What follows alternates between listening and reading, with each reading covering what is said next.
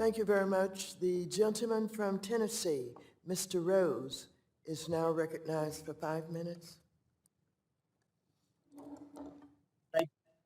Thank you, Chairwoman Waters, and I want to also thank Ranking Member McHenry for holding this hearing. And thank you to our witness, Mr. John Ray, for lending his expertise to this committee to examine the collapse of FTX.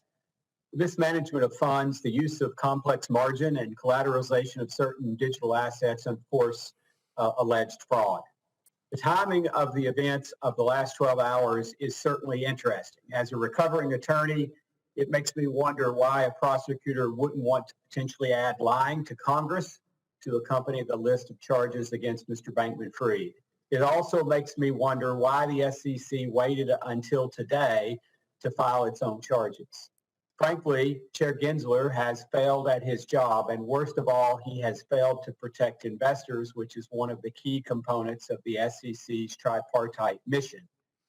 Similarly, while he has been asleep at the wheel, the Democratic majority has failed to have him to testify before this committee for over 14 months, which I believe is a disservice to investors.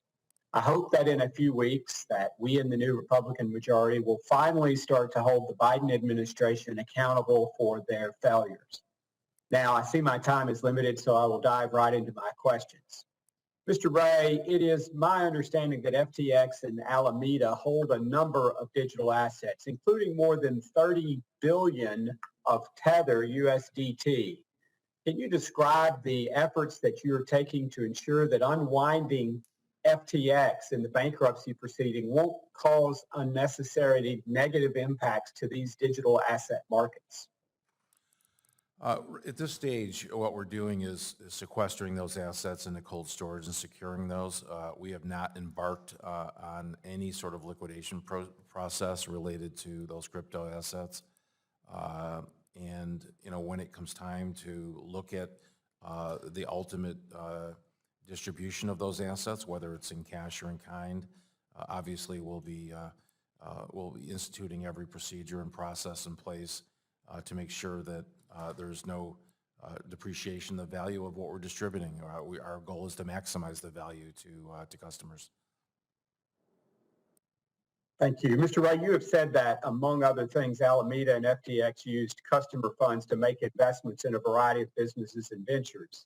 Have you seen any documents suggesting that the recipients of those investments did any due diligence as to the source of funds being used by FTX and Alameda?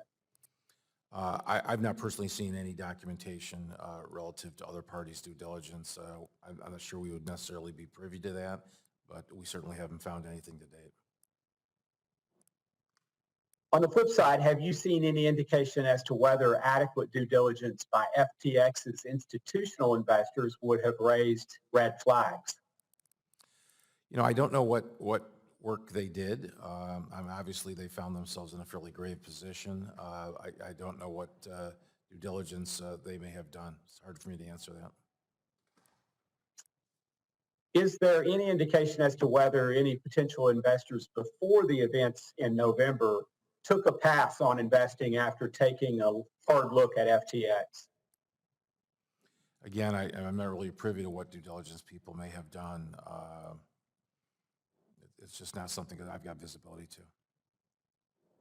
So I from owning a company myself and both responding to due diligence requests and making them as we looked at companies, we kept significant records of the due diligence, both that we requested and that we responded to. Are you seeing evidence that any such records were being kept by FTX? Not that I'm aware. Again, part of my testimony is that the company's record keeping was very minimal. Even as to some of the investments, we don't even have the complete transactional documents that govern the investment itself. So I think that speaks somewhat for your question. And again, just to give you a chance to reiterate, you, from all of your experience throughout your career, you find that to be remarkable, I would take it. Yeah, truly remarkable. Well, thank you again for being with us today. And Chairman, thank you. I yield back the balance of my time. Thank you.